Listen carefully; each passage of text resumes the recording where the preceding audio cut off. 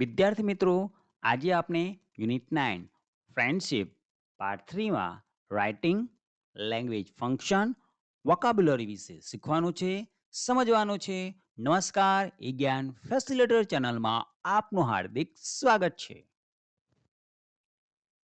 Writing સેક્શનમાં સૂચના આપેલ છે. Study the picture and write 8 to 10 sentences about it. ચિત્રનો અભ્યાસ કરી 8 થી 10 વાક્યો તેના વિશે લખો. વિદ્યાર્થી મિત્રો, અહીંયા સ્ક્રીન પર આપણને ચિત્ર દેખાય છે. એ ચિત્રનો આપણે અભ્યાસ કરવાનો છે. પછી આપણે 8 થી 10 વાક્યો અંગ્રેજીમાં આના વિશે લખવાના છે. તો અહીંયા આપણે ચિત્રમાં જોઈએ છીએ તો આ ચિત્ર આપણને એક નેચરલ પાર્કનું ચિત્ર હોય એવું લાગે છે. અહીંયા સાગર અને શ્લોકા બંને સાથે ચાલી રહે એવું લાગે છે. અહીંયા એક વ્યક્તિ સ્મોલ ગાડી ઉપર બેસીને જતો હોય એવું આપણને લાગે છે. અહીંયા રુશિલ અને જીનિસ નામના બે બાળકો બેડમિન્ટન રમી રહ્યા છે. અહીંયા કુંજ વોકિંગ ઓન પાથ રોડ પર રસ્તા ઉપર ચાલી રહ્યો છે. અહીંયા જે આપેલ છે એના ઉપર અહીંયા આપણે જોઈએ છીએ તો અહીંયા હિરલ છે અને ચિત્રના અંદાજ ઉપરથી આપણે લગાવીએ તો આ એની માતા છે અને એની સાથે એ ફૂલને નિહાળી રહી છે. જોય એ બોટ છે એનું સેલિંગ કરી રહ્યું છે, સહેલ કરી રહ્યું છે. અહીંયા આરીફ છે. અહીંયા આપણને ડક્સ ઝરણાની અંદર નાનું એવું ઝરણું છે એની અંદર ડક્સ છે એને ફીડિંગ કરાવ્યો હોય એવું આપણને દેખાય છે. અહીંયા આપણે જોઈએ છીએ તો જોસેફ છે એ વૃક્ષ ઉપર ચડી રહ્યો એવું લાગે છે, climbing on a tree kite માટે. અહીંયા આપણે જોઈએ તો ફેમિલી છે એક નાસ્તો કરી રહી છે. એમાં મિસ્ટર મહેતા જે આમને સર્વ કરી રહ્યા એવું આપણને લાગે છે. અહીંયા કામ્યા, મિસિસ મહેતા અને વનિતા અહીંયા સ્ટેન્ડિંગ છે, બેઠેલા હોય એવું આપણને દેખાય છે. હવે અભ્યાસ કર્યા પછી આપણે આ રીતે લખવાનું છે. વિદ્યાર્થી મિત્રો, તમે સ્ક્રીન પર જોઈ શકો છો. This is the picture of park. આ એક પાર્કનું ચિત્ર છે. Sagar and Shloka are walk alongside. Sagar અને શ્લોકા એક બાજુ સાથે ચાલે છે. રુશિલ અને Jinis are playing badminton. Rushil અને જીનિસ બેડમિન્ટન રમી રહ્યા છે. Kunj is walking on the path ઉપર કુંજ ચાલી રહ્યો છે. આરીફ ઇઝ ફીડિંગ ડક્સ, બતકોને ઇન ધ રિવર. આપણે અહીંયા નદી જેવું લાગે છે એટલે એ મેં રિવર શબ્દ વાપર્યો છે કે એને આરીફ છે એમને ખડાઈ રહ્યો છે. અને Joy is sailing a boat on stream. અને આ જે નદીનું એ ઝરણું છે એની અંદર જોય છે એને એક બોટ છે, નાવ છે બનાવીને એને સહેલ કરી રહ્યો છે. Hiral is watching flowers with his mother. Hiral છે તેની માતા સાથે ફૂલ જોઈ રહી છે. Mrs Mehta, Kamya and Vanita are at ટેબલે મિસિસ મહેતા, કામ્યા અને વનિતા છે. અને Mr Mehta is serving to his family. Mr Mehta એમના ફેમિલીને નાસ્તો સર્વ કરી રહ્યું આપણને દેખાય છે. Joseph is climbing on the tree to take a kite. Joseph છે એ પતંગ લેવા માટે વૃક્ષ પર ચડી રહ્યો એવું આપણે લાગે છે. વિદ્યાર્થી મિત્રો, અહીંયા છે ને આપણે તમે જે ચિત્રમાં જેવું અવલોકન કરો એ પ્રમાણે તમે અહીંયા તમને લાગે કે અહીંયા સ્ટ્રીમ છે તો ઝરણું બનાવો. તમને આ જે રીતના હોય સેન્ટેન્સમાં થોડું ચેન્જ તમે કરી શકો છો અને તમારી રીતે વાક્યો સારી રીતે બનાવી શકો છો. ઓકે વિદ્યાર્થી મિત્રો. હવે વિદ્યાર્થી મિત્રો, આપણને રાઇટિંગ સેક્શનમાં સૂચના આપેલ છે. Write A paragraph. એ આપણે એક ફકરો લખવાનો છે. અબાઉટ કોના વિશે? માય બેસ્ટ ફ્રેન્ડ, મારા ઉત્તમ મિત્ર વિશે, એટલે કે પાકા મિત્ર વિશે તમારે એક નિબંધ લખવાનો છે. Using the ક્લ્યુઝ. પેરેગ્રાફ નિબંધ એટલે પેરેગ્રાફ લખવાનો છે. અને ક્લ્યુઝ અહીંયા આપણને થોડા મુદ્દા આપેલા છે. મુદ્દાના આધારે આપણે બાય બેસ્ટ ફ્રેન્ડ લખવાનો છે. અહીંયા આપેલું છે આપણને કૌંસમાં name, age, lives in nature, favorite food, sports, subject, hobby. આ પોઈન્ટનો ઉપયોગ કરીને એટલે કે નામ, ઉંમર, ક્યાં રહે છે, એનો સ્વભાવ કેવો છે. અહીંયા વિદ્યાર્થી મિત્રો નેચર એટલે સ્વભાવના અર્થમાં છે, એટલું સમજવાનું આપણે. અને ફેવરેટ એની ફૂડ છે, ખાવાનો ખોરાક, રમત, વિષય અને શોખ. આટલુંનો ઉપયોગ કરીએ ને આપણે એટલે આખો ફકરો તૈયાર થઈ જાય છે. તમે ઉપર લખી શકો છો. અહીંયા તમે તમારા મિત્રનું નામ મહેશની જગ્યાએ તમારા મિત્રનું લખો. Mahesh is my best friend. He is 12 years old.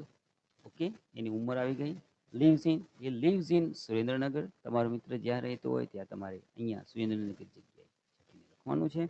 પછી નેચર, તો he has a very kind nature. He is always thoughtful and helpful two others. તેનો સ્વભાવ ઘણો દયાળુ છે અને તે હંમેશા વિચારશીલ અને મદદગાર બીજાને માટે રહે છે. His favourite food is dabeli. A food આવી ગયો એનો ભાઈ, તેનો ફેવરાઇટ ફૂડ દાબેલી. તમારે જે પણ લખવું તમે ફૂડનું નામ લખી શકો છો.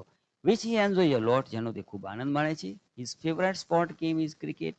એની મનગમતી રમત છે cricket. His favourite subject is science. આવી ગયો વિદ્યાર્થી મિત્રો, સબ્જેક્ટ પણ આવી ગયો અને હોબી પણ આવી ગઈ. He likes to read books in his spare time. અને જ્યારે ફ્રી હોય ત્યારે એને પુસ્તક વાંચવાનું ગમે છે. તો આ રીતે વિદ્યાર્થી મિત્રો તમારે ફકરો લખવાનો તો ક્વિઝના આધારે. હવે વિદ્યાર્થી મિત્રો આપણને સૂચના આપી છે, હવે લેંગ્વેજ ફંક્શન આવી. ઓકે, અને એની અંદર આપણને સૂચના આપેલ છે fill in the blanks using the words given in the brackets. ખાલી જગ્યા પૂરવાની છે આપણે કૌંસમાં આપેલા શબ્દોનો ઉપયોગ કરીને. અહીંયા વિદ્યાર્થી મિત્રો કૌંસમાં આપણને શબ્દ આપેલ છે WHO who, WHAT what, WHERE where, WHEN when, how many, how much. તો અહીંયા આપણે who નો ઉપયોગ ક્યારે કરવાનો? કોઈ વ્યક્તિ કે વસ્તુનું નામ જાણવું ત્યારે. વોટ, વ્યક્તિ કે વસ્તુનું નામ, ધંધો, વ્યવસાય જાણવા માટે વોટનો. વેર, કોઈ વ્યક્તિ કઈ જગ્યાએ છે જગ્યા વિશે જાણવું હોય તો વેર. વેન, સમય જાણવા માટે. હાઉ મેની, કેટલી સંખ્યા જાણવા માટે જે ગણી શકાય એવી. અને હાઉ મચ, એ પણ સંખ્યા જાણવા માટે પણ ગણી શકાય તેવી નહીં. હવે આપણે ખાલી જગ્યા પૂરીશું. ખાલી જગ્યા ઇઝ યોર ઇંગ્લિશ ટીચર. હવે અંગ્રેજી શિક્ષકનું નામ પૂછ્યું છે, નામ જાણવા માટે આપણે પ્રશ્ન પૂછીશું હુંથી, એટલે અહીંયા બ્લેન્કમાં લખીશું હું. Number 2, do Anushka and Kenisa work. તો અહીંયા આપણે લખીશું વેર. તો અહીંયા આપણને જાણવું છે કે અનુષ્કા અને કેનિસા ક્યાં કામ કરે છે, જગ્યા જાણવી છે, એટલા માટે આપણે વેરથી પ્રશ્ન પૂછ્યો છે. ખાલી જગ્યામાં વેર લખેલ છે. નંબર 3, ખાલી જગ્યા ડઝ વેદાંત કમ હોમ. અહીંયા આવવાનો સમય આપણે પૂછતા એવું લાગે છે કે ક્યારે વેદાંત આવશે, એટલા માટે અહીંયા WHEN when. Pens, do you have, સંખ્યા પૂછી છે કે પેન્સ કેટલી છે, ગણી શકાય છે એટલે હાઉ મેની. અહીંયા પણ water is there in your bottle, પાણીમાં કેટલું, બોટલમાં કેટલું પાણી છે જાણવા માટે છે એટલે અહીંયા આપણે લખીશું હાઉ મચ. અને પરેશને શું ગમે છે, અહીંયા કોઈ વસ્તુ ગમવાના અર્થમાં છે એટલે ત્યાં લખીશું વોટ. તો આ રીતના ખાલી જગ્યા પૂરવાની.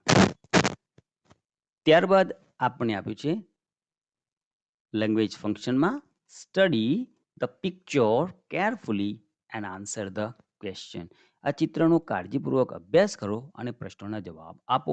તો વિદ્યાર્થી મિત્રો આપણે ચિત્રનો અભ્યાસ કરીએ તો અહીંયા આપણે જોઈએ છે તો અહીંયા ક્લોક છે, જે ઘડિયાળમાં આપણે 9 વાગ્યા હોય એવું લાગે છે. અને અહીંયા બારી ખુલ્લી છે જેમાં સ્ટાર દેખાય છે એટલે આપણે એવું લાગે છે કે આ રાત્રિનું ચિત્ર છે. અહીંયા દેવ અને દિયા બંને બાળકો રમે છે. અહીંયા બ્લોક આપેલા છે, એ બ્લોકને ગોઠવે છે દેવ.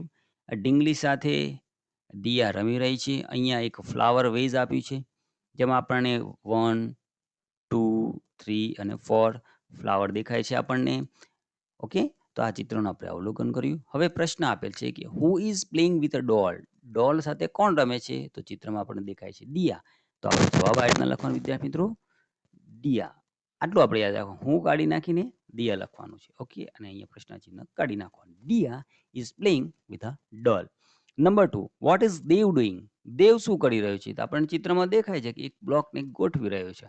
તો તમે એ લખી શકો કે Dev is arranging block one by one. તમે એ પણ લખી શકો કે Dev is playing with blocks. Okay. Number 3, how many flowers are there in the flower vase. અહીંયા જે ફ્લાવર વેઝ છે એ ફ્લાવર વેઝમાં કેટલા ફ્લાવર છે? તો આપણે ગણ્યા તો કેટલા નીકળ્યા? આપણે લખવાનું there are 4 flowers in the flower vase. Number 4, what is the color of the curtains. curtains એટલે પડદા. અહીંયા બારીનો જે પડદો છે કયા રંગનો છે? તો આપણને પિંક દેખાય છે, એટલે કે ગુલાબી રંગનો. તો આપણે આન્સર લખીશું the color of the curtains is pink. પડદાનો કલર પિંક છે. what time is it. સમય શું થયો છે? અહીંયા આપણો ઓપ્શન આવે છે 9 AM, 11:45, 9 PM 11:45 AM. અહીંયા વિદ્યાર્થી મિત્રો અહીંયા જ ખાસ સમજજો કે આ પ્રશ્ન એમ થાય કે શું સમય થયો છે? તો અહીંયા આપણને ખ્યાલ આવી જાય 9 તો એ બતાવે પણ AM, PM કઈ રીતના ખબર પડે? આ ચિત્રમાં જોઈને કે સ્ટાર દેખાય છે એટલે અહીંયા આપણને ખ્યાલ આવી જાય કે ભાઈ રાત્રિનું છે એટલે ત્યાં આવશે 9 PM.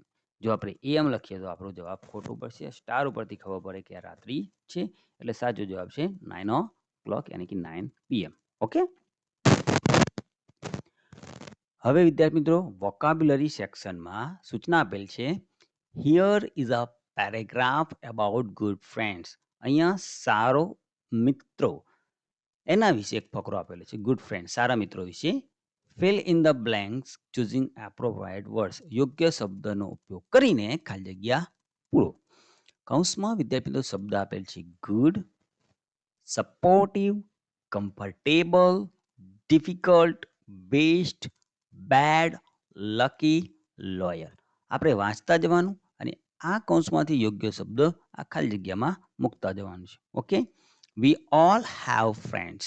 આપણને બધાને મિત્ર છે. But choosing good friends is always a very પણ સારો મિત્ર પસંદ કરવો એ હંમેશા કેવું હોય છે? ડિફિકલ્ટ. એટલે ખાલી જગ્યામાં આપણે ડિફિકલ્ટ લખીશું તો એ ડિફિકલ્ટ શબ્દ આવી ગયો વિદ્યાર્થી મિત્રો. ઓકે? ટાસ્ક વી આર ખાલી જગ્યા વિથ અવર ફ્રેન્ડ્સ. તો વી આર કમ્ફર્ટેબલ. આપણે આરામદાયક હોય જે આપણો મિત્ર સાથે હોય. અવર બેસ્ટ મિત્ર સાથે બેસ્ટ ફ્રેન્ડ જ્યારે આપણો મિત્ર બેસ્ટ ફ્રેન્ડ આપણી સાથે હોય ત્યારે આપણે કેવા હોય? આરામદાયક હોય. કમ્ફર્ટેબલ અને બેસ્ટ શબ્દ આવી ગયા. We can easily share our thoughts and feelings with them. આપણે સરળતાથી આપણા વિચારો અને આપણી લાગણીઓ તેમની સાથે કરી શકીએ છીએ. They trust us and we trust them. તે આપણા ઉપર વિશ્વાસ કરે છે ને આપણે તેના ઉપર વિશ્વાસ કરીએ છીએ. Good friends are there for us during. સારા મિત્રો આપણી કયા સમય દરમિયાન? તો આપણે એને બેડ એટલે ખરાબ એન્ડ ગુડ સારા સમય દરમિયાન આપણા મિત્રો કામ લાગે છે. ગુડ ફ્રેન્ડ્સ આર ખાલી જગ્યા એન્ડ ખાલી જગ્યા સારા મિત્રો કેવા હોય છે? સપોર્ટિવ સહાયક એન્ડ લોયલ વફાદાર હોય છે. Friends help in our difficult times. મિત્રો આપણને કામ કરે છે મદદ કરે છે. I am lucky I have many friends. હું ભાગ્યશાળી છું કે મારે ઘણા મિત્રો છે. આ વિદ્યાર્થી મિત્રો આપણે આ બ્લેન્ક્સ પૂર્ણ કરવાની હતી. હવે વિદ્યાર્થી મિત્રો વોકેબ્યુલરી સેક્શનમાં આપણે make A new words from the given words. Make new words નવા શબ્દો બનાવો એક શબ્દની મદદથી. એક્ઝામ્પલ વિદ્યાર્થી મિત્રો સમજી લો. હેલ્પફુલ એક શબ્દ છે. આ શબ્દનો ઉપયોગ કરીને આપણે શબ્દ બનાવો. તો અહીંયા શબ્દ બનાવે ફ્યુએલ. તો અહીંયા તમે જુઓ FUEL ફ્યુએલ. આમાંથી આપણે લેટર્સ લઈને શબ્દ બનાવવાનો છે પણ કેવું અર્થપૂર્ણ. ઓકે? ફ્યુઅલ, ફૂલ, હેલ્પ. ઓકે? એ પ્રમાણે અહીંયા આપ્યું છે જેનરસ. તો એના પરથી કયો કયો શબ્દ બનશે તે આપણે જોઈએ. તો જેનરસ પરથી બને રોઝ, નોઝ, સોંગ.